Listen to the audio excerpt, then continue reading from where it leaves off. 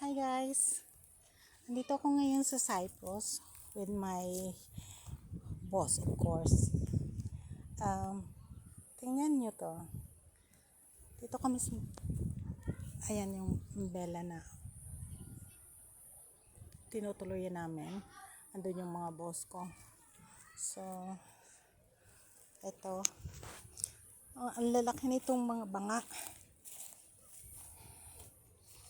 Ayan, pakita ko sa inyo itong view. Tatlong malalaking banga meron dito. Tapos ang ganda ng mga bahay doon sa over. Ang ganda, ang mga bago.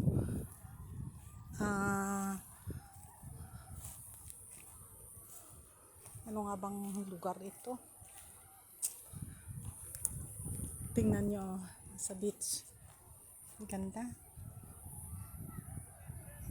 Zoom ko ng kaunti. Ang ganda guys dito. Through Daras ba? Ito for ano nga bang lugar ito? Nakalimutan ko. Alam nyo naman ang matatanda na makakalimutin. Tapos, tingnan nyo dito.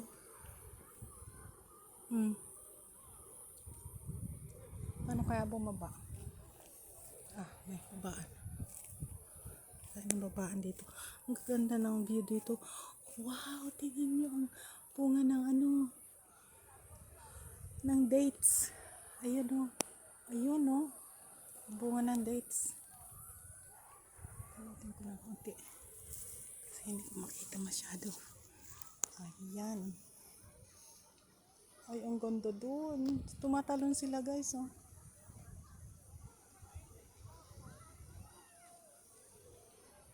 may mga bangka pa sila dun. Ang init kasi, sobra. My God, mas mainit pa sa Pilipinas. Yan o. Ganda. May beach sila dyan. Pupunta daw kami mamaya. Ayan. Ang daming tao dun. Ang ganda o. Tingnan nyo. Ayan o.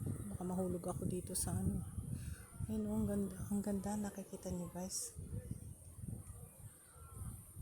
Mga cottages. Exclusive villages yata. Ayan. Ang ganda. Bagong bago.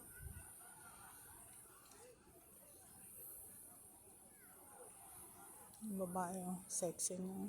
Nakatupis. Ayan na. Umakyat na. Nakatupis siya. Dito walang pakialaman. Kahit lumabas na yung kiki mo, lang. Okay lang sa kanila. Ibang ugali nila kasi sa mga Pilipino. Masyadong conservative. Ito, okay lang sa kanila.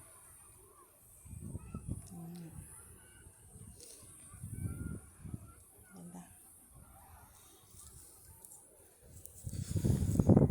Ayun, amo ko. Sila magkakasama ngayon. Tsaka yung asawa niya. Tapos, ang dami namin bisita, guys.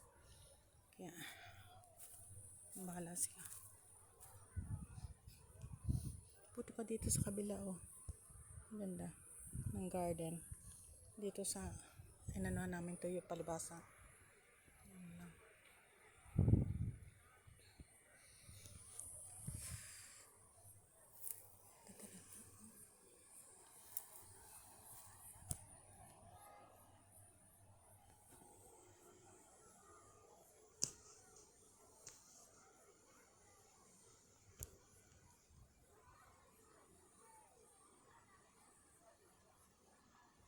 Paralimi ba yung pangalan nito?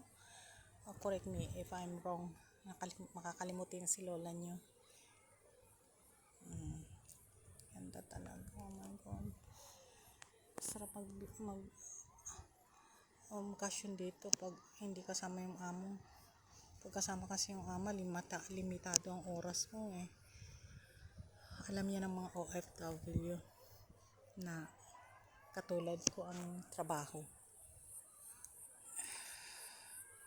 Ayan.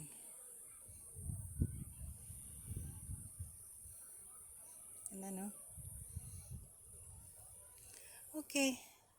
Just for now. Para thank you for watching.